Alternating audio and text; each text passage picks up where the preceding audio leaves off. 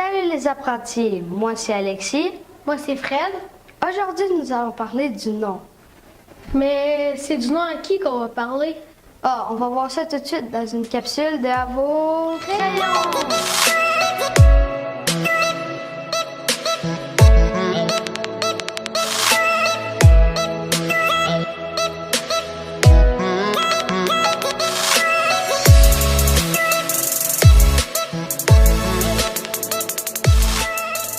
Les noms, d'après le contenu de 20 000 mots sous les mers. Édition CEC. Un petit rappel, il existe plusieurs sortes de mots en français. On retrouve des mots variables tels que les noms, les déterminants, les adjectifs, les verbes et les pronoms. Il y a aussi les mots invariables comme les conjonctions, les prépositions et les adverbes. Dans cette capsule, nous aborderons les noms. Préparez votre cahier pour prendre les notes. Apprentis, à vos crayons.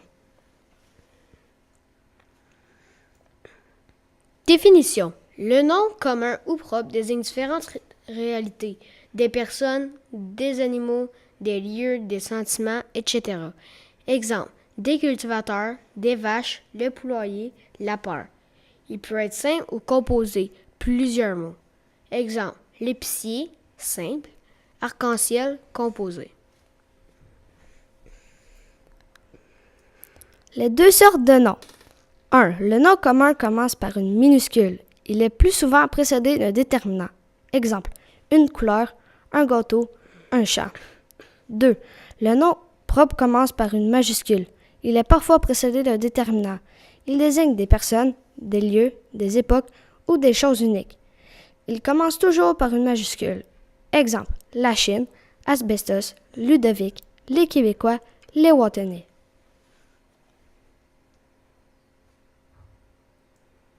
Le genre et le nombre. Des noms. Le nom possède un genre masculin ou féminin, ou nombre singulier ou pluriel. Attention, il est préférable de vérifier le genre de certains noms. Un pétale et non une pétale. Exemple, genre, un conducteur, une conductrice. Nombre, des conducteurs, des conductrices. Astuce. Le nom est le noyau du groupe du nom. On ne peut pas l'effacer ni le déplacer. Exemple, une journée ensoleillée, journée est le nom, féminin singulier, il donne à une et ensoleillé.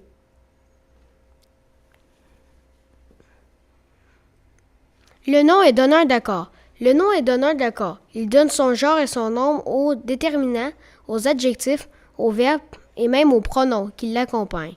Exemple, les écolières travaillantes écrivent rapidement.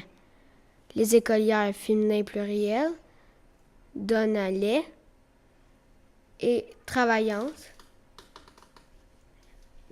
L'écolière, le verbe écrire, c'est qui écrivent rapidement? Les écolières. La fonction du féminin des noms. En général, on ajoute un « e » pour former le féminin. Exemple, un lapin, une lapine.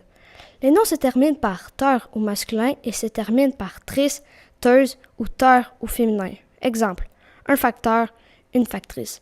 Un auteur, une auteure.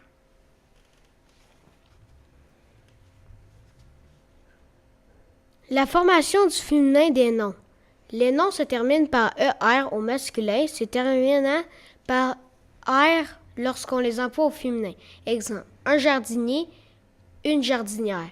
Les noms se terminent par O au masculin, se terminant par L lorsqu'on les emploie au féminin. Exemple, un jumeau, une jumelle. Suite. Les noms se terminent par X au masculin, se terminent par se lorsqu'on les emploie au féminin. Exemple, le malheureux, la malheureuse.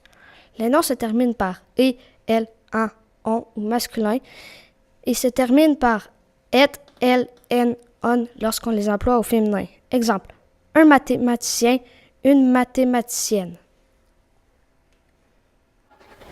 Oh, maintenant je comprends qu'on parle du nom, on parle pas juste du nom des personnes, on peut aussi parler d'animaux ou d'objets et aussi de lieux. Merci Alexis. De rien, Fred. On se revoit pour une prochaine capsule Dans vos crayons!